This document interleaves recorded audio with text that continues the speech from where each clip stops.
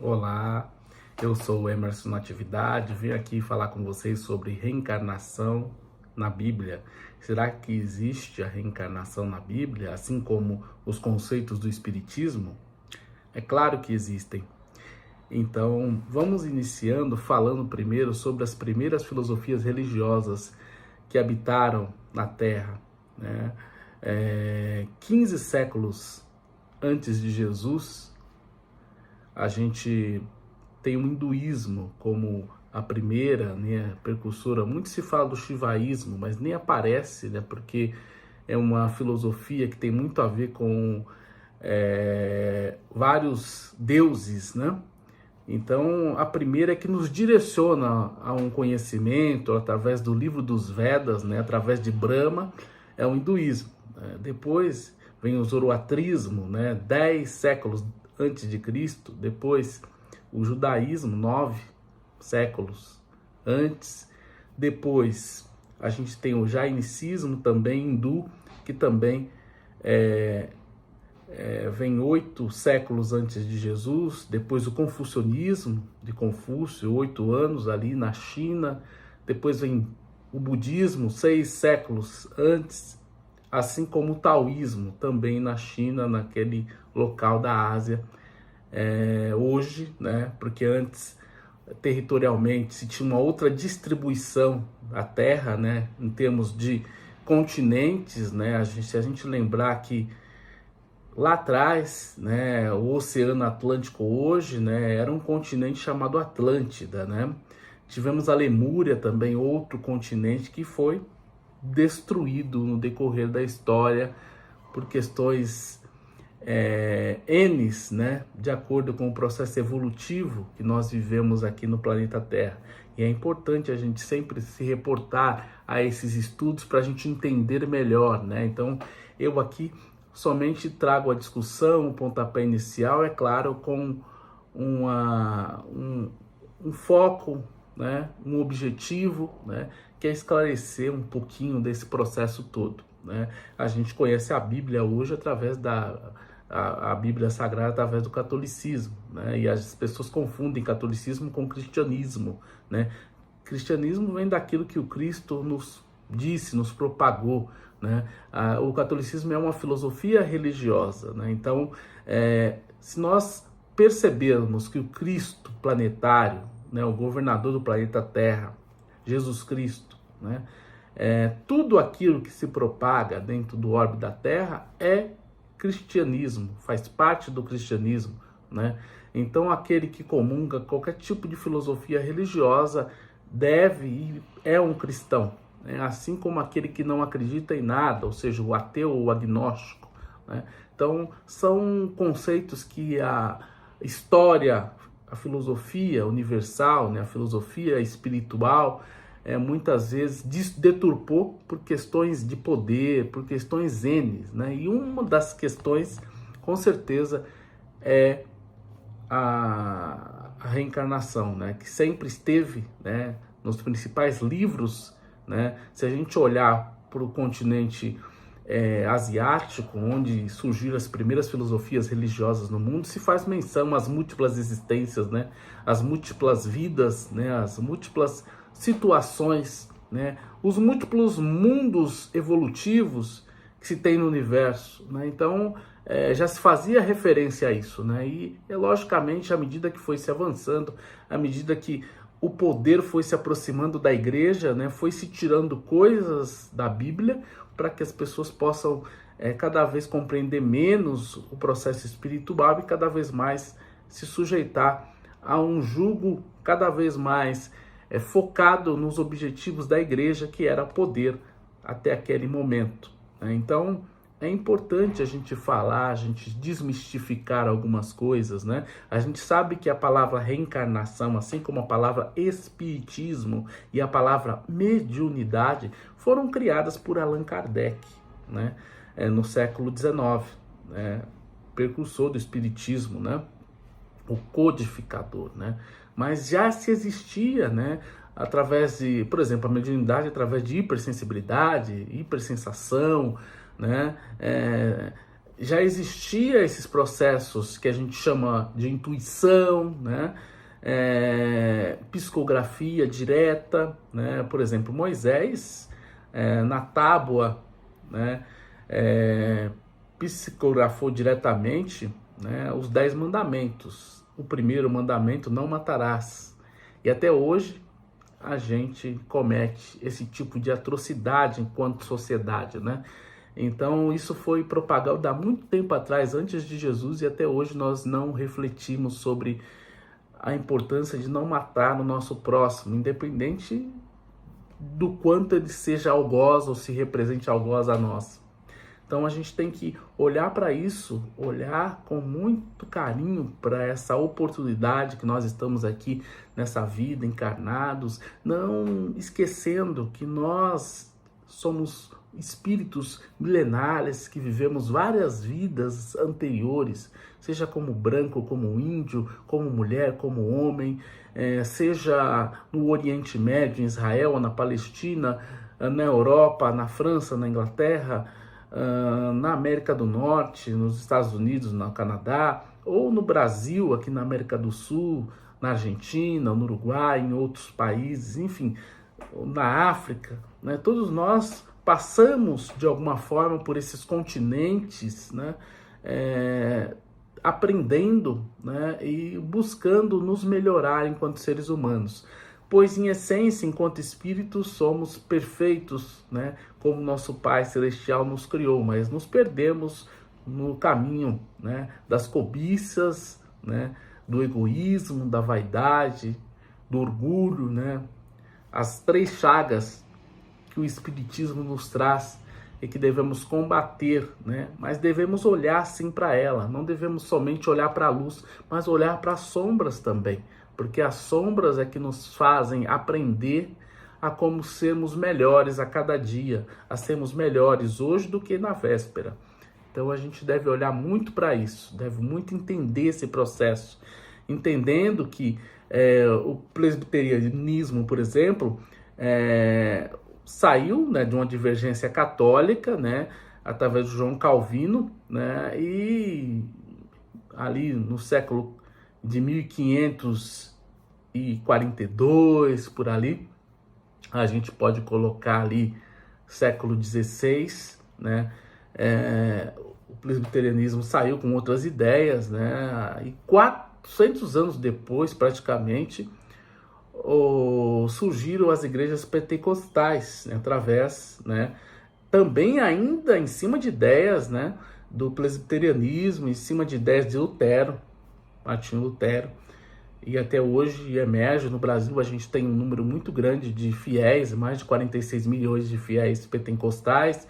Os neopentecostais vieram depois. Então a gente percebe o quanto de coisas, né, e de vários espíritos também, com várias experiências, né? A gente fala muito da questão de cada povo, em cada filosofia religiosa hoje, né, arremete a uma situação no plano astral, né? Por exemplo, os pentecostais em relação à erraticidade, né, um local onde se vivia através do medo, né, onde era necessário e era mais confortável que se fosse direcionado do que você raciocinar ou pensar você mesmo naquilo que você deve fazer, né? Então é preferível que alguém o direcione, né? E muito pautado em relação ao medo, em relação ao novo, né?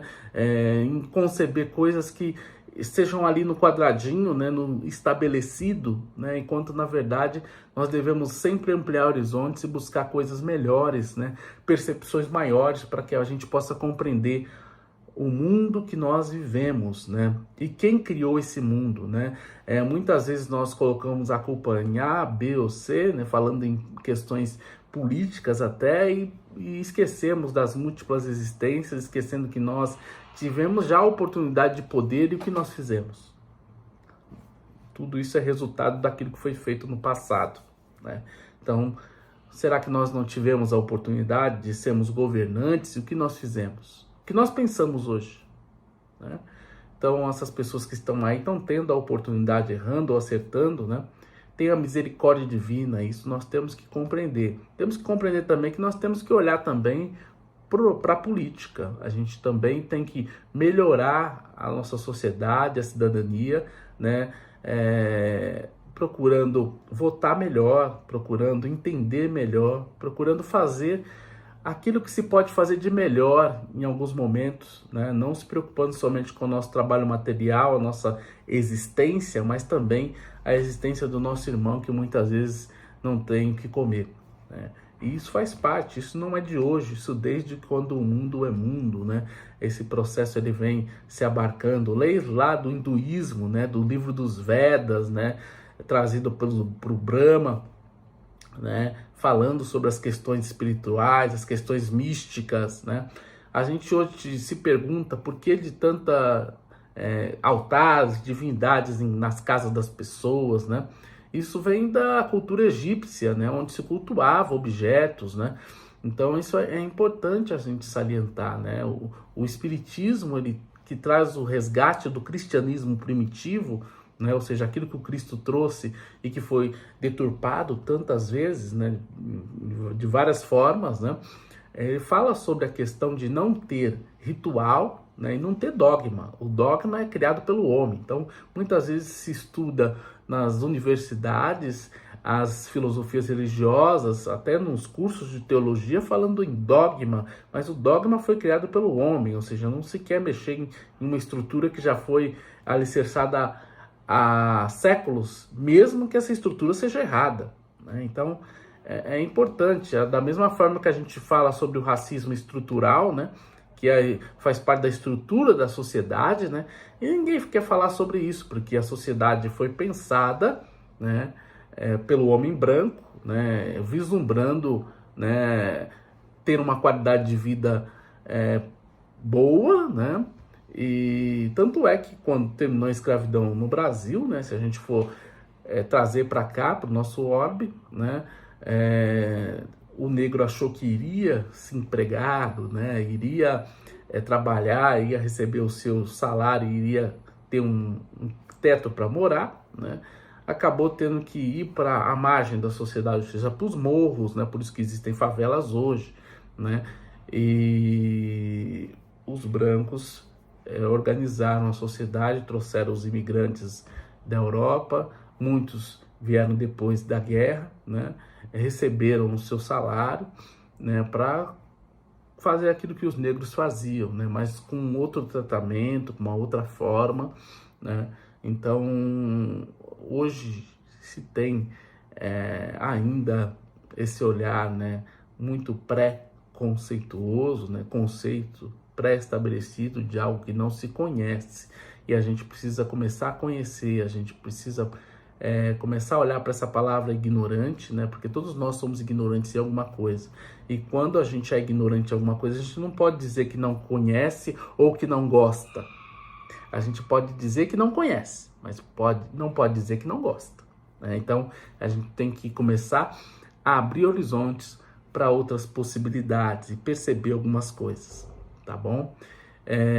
A gente vai falar sobre questões que têm a ver com esse anjo caído, né, o chamado Lúcifer, né, que esteve com todo o conhecimento que Jesus trouxe, que a espiritualidade maior trouxe, e resolveu se perder no mundo. E hoje a gente vê o mundo das trevas, que nada mais é do que o mundo da ausência da luz, né? Porque o que mais importa é os direcionamentos da luz, os direcionamentos do Evangelho segundo Jesus Cristo. Então, que possamos perceber a importância, né, de cada direcionamento. Na verdade, as igrejas presbiterianas elas começaram em 1572, em Inglaterra, Escócia, Irlanda, né, na Europa, né, depois migraram, né, para a América dentro desse período. Na verdade, se a gente analisar os principais livros, as principais filosofias religiosas trazem um Pentateuco, né? O livro dos Vedas, a Torá, que traz os 5 livros que estão contidos na Bíblia, né? A Gênese, Êxodo, Levítico, Números, Deuteronômio, são os 5 livros base ali do processo, né? Além, é claro, o Kardec traz os 5 livros, né, do Espiritismo: Livro dos Espíritos, Livro dos Médiuns, Evangelho segundo o Espiritismo, o Céu e o Inferno e a Gênese, né? É claro que quando a gente fala em céu e inferno, a gente está falando de estados, né? E Kardec traz isso. Muitas vezes mentalmente, sentimentalmente, nós estamos tão abalados e fragilizados, tão desmotivados, tão sem perspectivas, nos encontramos no inferno, né? No nosso inferno astral, né? E quando estamos elevados, confiantes, acreditando que podemos vencer todos os obstáculos e adversidades, estamos no céu, né? Ou seja, Kardec nos coloca céu e inferno como algo psicológico, né, dentro do nosso processo de evolução, né? Coisa que foi necessário para as filosofias antigas, né? Principalmente o catolicismo, criar um céu e um inferno de uma forma para coagir, né, o ser humano, né? Porque em épocas remotas, até o período de Moisés, né, foi se criado um Deus punitivo, né? Quando na verdade nós sabemos hoje que Deus nunca foi punitivo. Deus é amor e fraternidade, né? Deus tem a misericórdia, né, em relação a nós. Tanto é que as reencarnações, elas existem, né? As vidas sucessivas existem, e muitas vezes nós não sabemos, né, o que aconteceu em vidas passadas para nos proteger, porque muitas vezes nós pedimos para encarnar com os nossos algozes, né? Seja como amigos, seja como parentes, né? Já pensou se o meu algoz em vidas passadas foi minha mãe, meu pai, meu irmão, minha irmã, meu tio, né? Como seria, né? Então, tudo isso é utilizado, a gente tem que aprender com esse processo, porque, na verdade, é através dos erros que a gente começa a aprender a como sermos melhores dentro desse processo, né? Então, que possamos olhar de forma mais serena para esse caminho.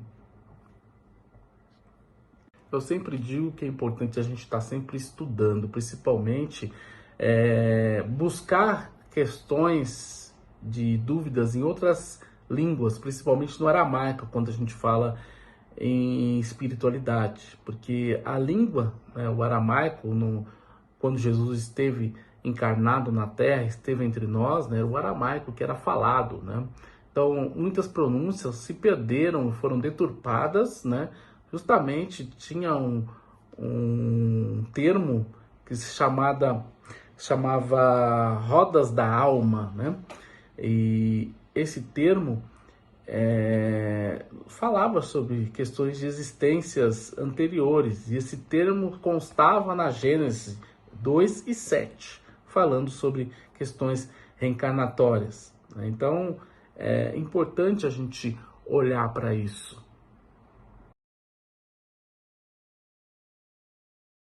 Em Salomão, os Eclesiásticos falam no capítulo 3 sobre as várias gerações, né? E se a gente for trocar a palavra geração por reencarnação, ela cabe, né? E não sou eu que disse isso, muitos judeus e estudantes da prática da Bíblia falam sobre isso, né? E os judeus, assim como os hebreus, como os árabes, assim como todos aqueles que cultuam as filosofias orientais, são reencarnacionistas, ou seja, eles entendem o processo das vidas sucessivas muito melhor do que a gente ocidental, né, limitado a um mundo condensado, né, pró-matéria, né? Então isso a gente tem que olhar de forma bem verticalizada. Bom, os salmos de Davi e de outros salmistas, principalmente os Salmos 23, né, o Salmo 23, que fala sobre, na última estrofe ali, né, certamente que a bondade e a misericórdia me seguirão por todos os dias das minhas vidas, né? E foi tirado, aí coloca dias da minha vida, né?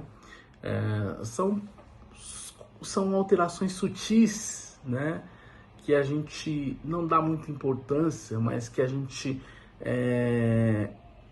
começa a perceber, né, o quanto de coisas a gente foi cerceado, né, ou manipulado, e a gente tem que começar a perceber para entender melhor esse processo evolutivo que nós estamos passando.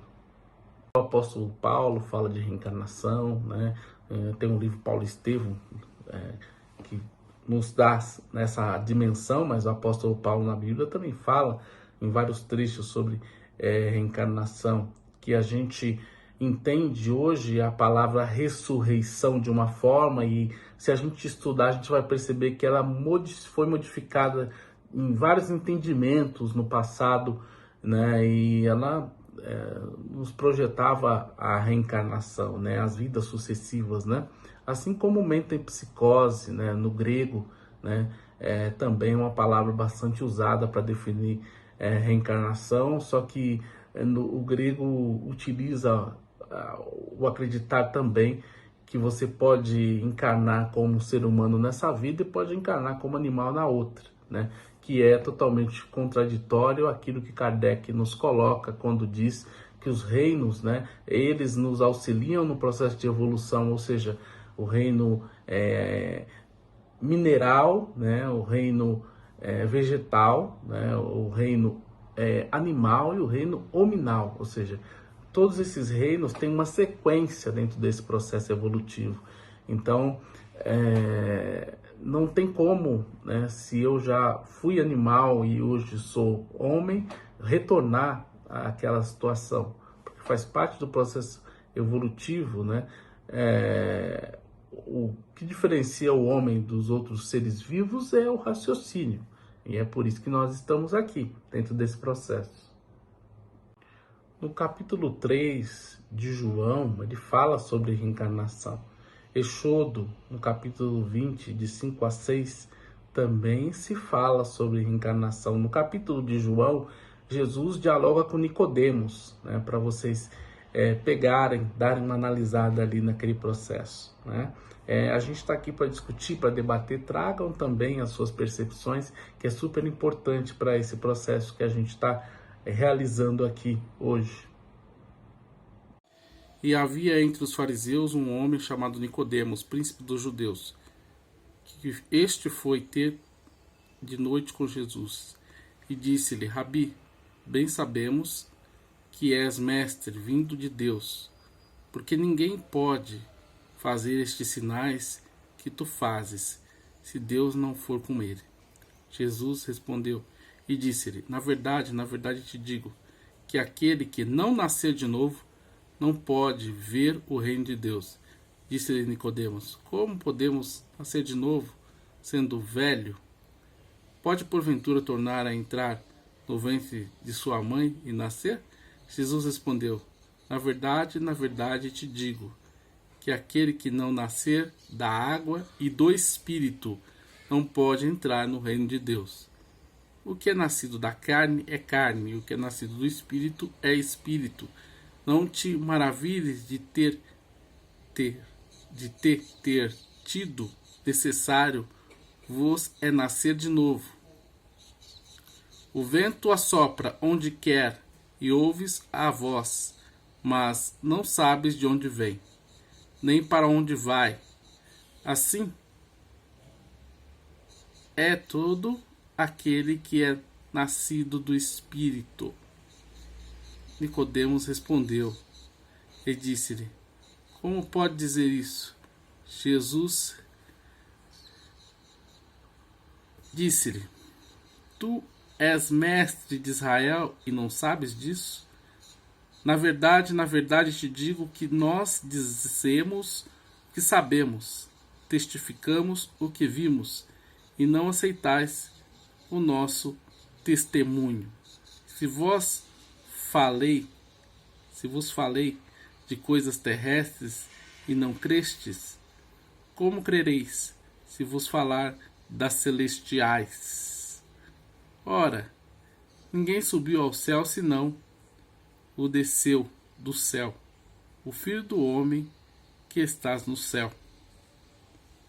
E como Moisés levantou a serpente no deserto, assim importa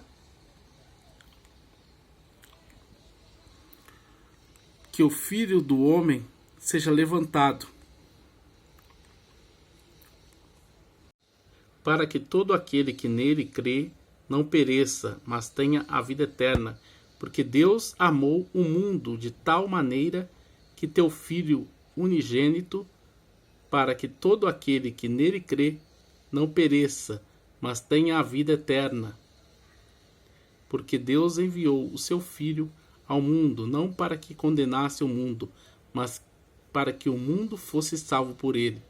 Quem crê nele não é condenado, mas quem não crê já está condenado, porquanto não crê no nome do unigênito Filho de Deus. E a condenação é esta, que a luz veio ao mundo, e os homens amaram mais as trevas do que a luz, porque as suas obras eram más. Porque todo aquele que faz o mal odeia a luz, e não vem para a luz, para que as suas obras não sejam reprovadas. Mas quem pratica a verdade vem para a luz, a fim de que suas obras sejam manifestadas, porque são feitas em Deus. Depois disso, foi Jesus com os seus discípulos para a terra de Judéia, e estava ali com eles e batizava. E então, esse é o trecho que interessa nesse momento. Continuando, Eixodo fala ali no capítulo 20, de 5 a 6, sobre o Deus zeloso, né? Da terceira, da quarta, da quinta geração, da milésima geração, né? As sucessivas e múltiplas vidas, né? Então, percebam, leiam, percebam, tentem interpretar, né? Procurem interpretar as Bíblias também, né? Ver se as Bíblias são diferentes, são iguais. O importante é sempre ler a Bíblia como um código de justiça, de norteamento moral e ético, como na verdade é, né? E não como algo extremamente religioso, né? Porque assim é que foi pensado, né? Quando foi se criada a Bíblia, né? Então, tem vários livros escritos, né, trazendo, teoricamente, deveria trazer de forma ininterrupta, daí sem nenhuma deturpação, aquilo que Jesus nos trouxe, mas sim, teve deturpações, e Jesus sabia disso, a espiritualidade maior sabe disso. Isso só nos impulsiona a buscar a verdade, não achar que alguém vai nos dizer o que é a verdade. No Evangelho de Mateus, no Evangelho 11, capítulo 11, versículo de 7 a 15, né? Ali citações de Moisés, Isaías, né? Elias, Malaquias, né? João Batista, né? Jesus fala, né, diretamente, né, que o Elias, o tão procurado, tão aclamado Elias, que todo mundo esperava vir, já veio, que era João Batista, né? Então, dentro desse processo evolutivo, muitas coisas acontecem, né? E a gente não percebe. Jesus falou diretamente. Ele veio e ninguém percebeu, né? Todo mundo espera alguém que já está aí, né? E que vai voltar, né? E ninguém vai perceber que ele está aqui, né? Então, falando de João Batista, né? O Elias que veio e ninguém percebeu. E que fez aquilo que tinha que ser feito, de acordo com a obra e a misericórdia divina. Então, que possamos abrir nossa mente, abrir nosso coração. Foi me perguntado sobre os pecados, né? Claro que muitas vezes se criou um Deus punitivo, né? Ou seja, não posso errar, não posso pecar, né? O erro e o pecado, ele faz parte do processo, né, da nossa evolução. Nós aprendemos através dos erros, não através dos acertos, né? Isso faz parte da nossa consciência, né? Porque também nós, muitas vezes, ao acertar, nós subimos num pedestal, né, que não nos permite ver erros, né? Então é importante a gente entender que a gente veio, sim, podemos errar, mas o que nos diferencia é levantar a cabeça, sacudir a poeira, dar a volta por cima e continuar nossa caminhada, continuar nossa trajetória, continuar nossa evolução espiritual. Então é importante a gente olhar para isso, olhar para frente, né? Os erros eles existem, mas tá dentro da sua consciência entender como fazer para melhorar, né? Não precisa orar 300 ou 400 Aves Marias e 10.000 Pai Nossos, né? Porque isso vai mascarar aquilo que a gente tem que olhar realmente. Isso é autoconhecimento, né? Olha o quanto de erro eu cometi e muitos desses erros são erros sérios, eu tenho que rever a minha vida, né? E não jogar a responsabilidade para um padre, para um pastor, para um sacerdote. Sim, a responsabilidade é minha enquanto ser encarnado, né? Admitindo o erro, né? E procurando o acerto, né? Então, tá aí o processo da gente caminhar junto com esse pecado, caminhar junto com uma vida, né? Olhando para frente, entendendo os processos, né?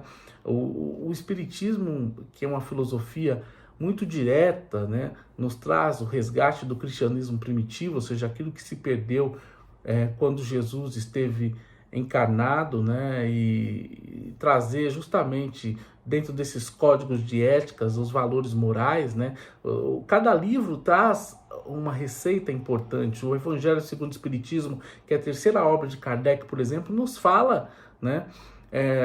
De versículos, capítulos da Bíblia, né? E os espíritos da verdade e outros espíritos evoluídos, né? De grande, né, hierarquia, nos traz explicações sobre determinado trecho, né, que hoje a gente encontra na Bíblia, né?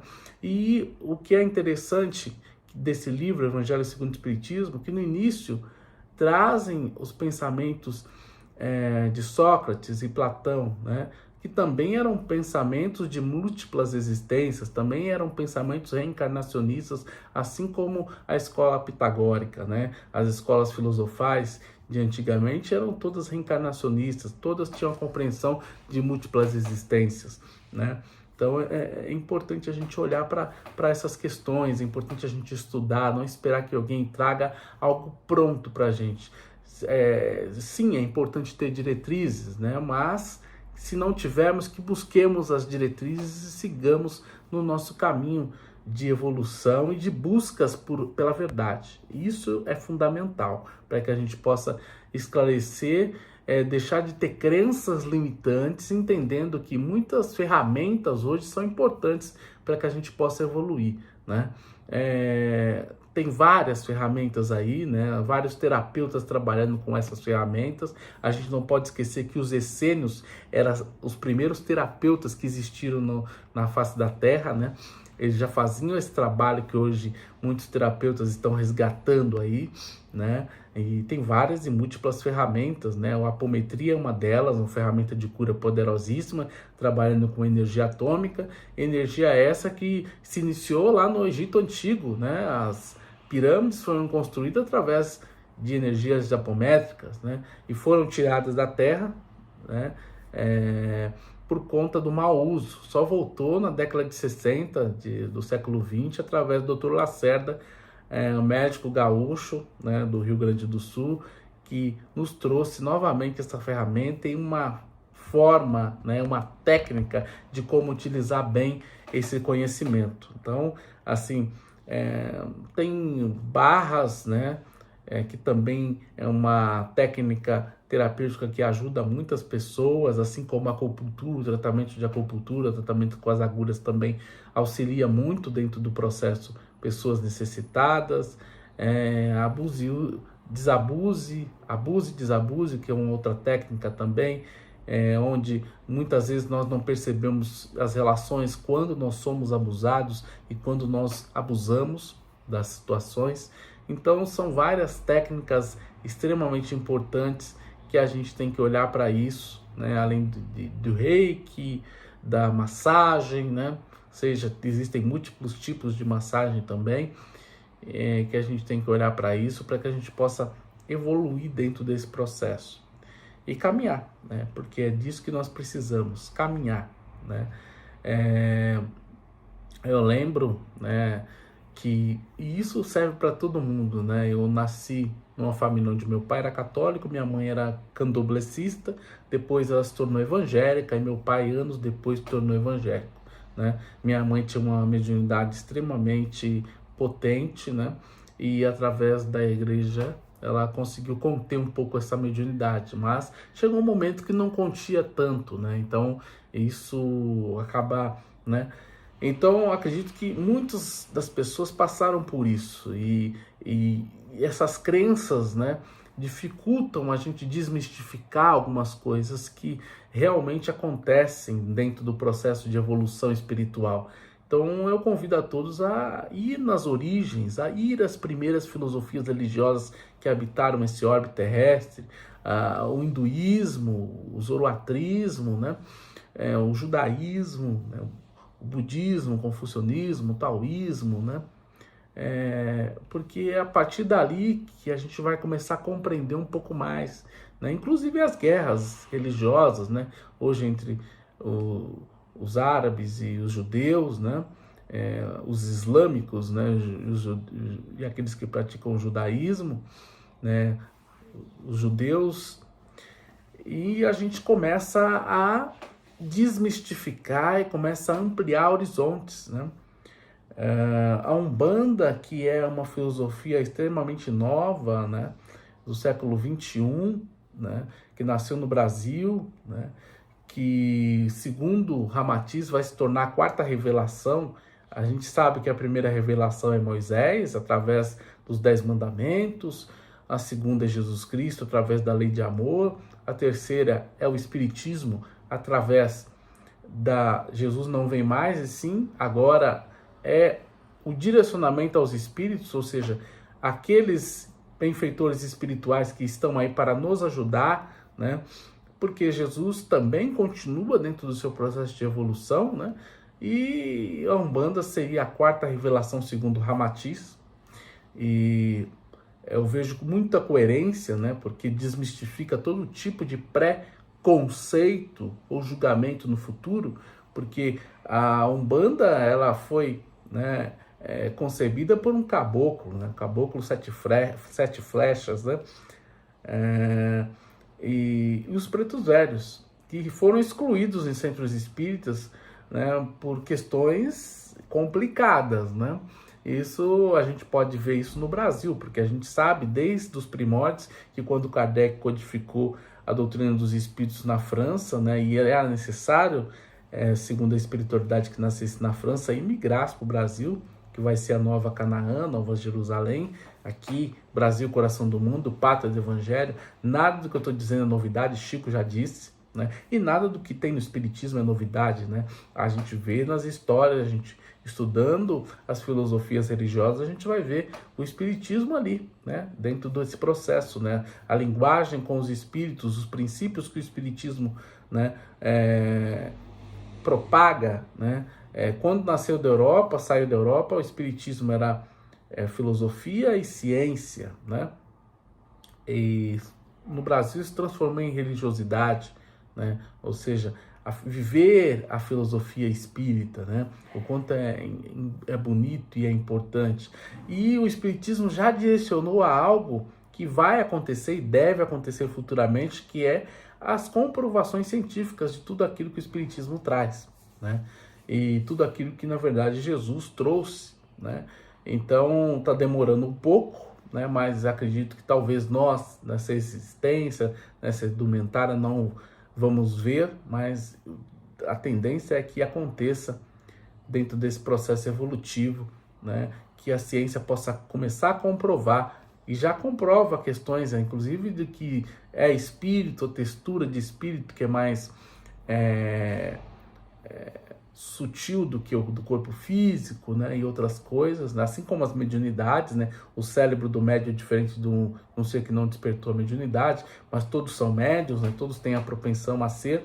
Então, tem programas aí, a Discovery traz muitos programas falando sobre isso, né? Então, a ciência ela tem avançado mesmo que engatinhando em alguns aspectos, ela tem avançado e deve avançar ainda mais dentro do processo de evolução espiritual. Então é isso que a gente espera, para que a gente possa perceber um pouco mais sobre as questões, tá bom? Se alguém tiver alguma dúvida, alguma questão a levantar, né? Eu citei os livros, às vezes eu trago algum trechinho, alguma coisa ou outra, mas eu acho que é importante cada um de nós estudar, buscar o entendimento e não ficar procurando que alguém nos diga o que devemos fazer, né? É momento de despertar, né? A gente está caminhando aí, estamos no crepúsculo, né? No degredo de provas e expiações, caminhando a regeneração, né? Um novo mundo, um novo horizonte, um novo patamar, mente aberta, né? O Dr. Lacerda, quando nos trouxe a apometria, família espírita, né? Nos fala do conhecimento apométrico através do espiritismo e nos fala da forma como ele percebe, Kardec, como o espiritismo é uma filosofia universalista. E eu também concebo dessa forma e trato, né, porque o espiritismo ele bebe de todas as filosofias religiosas que verdadeiramente contribuíram para a evolução do ser. Então, que possamos... E aqueles que se perderam dentro do processo, ele veio resgatar isso daí, né? Então, é muito mais fácil você coagir as pessoas dizendo que existe um inferno e um céu, né? Para que cada um faça aquilo que tem que ser feito de acordo ou num cabresto, do que dizer para ele que o céu e o inferno estão na sua consciência. Ou seja, se você está bem, você está no céu. Se você está mal, você está no inferno. E é sempre possível mudar, modificar o jogo, né? Então, possamos olhar para isso, olhar para frente.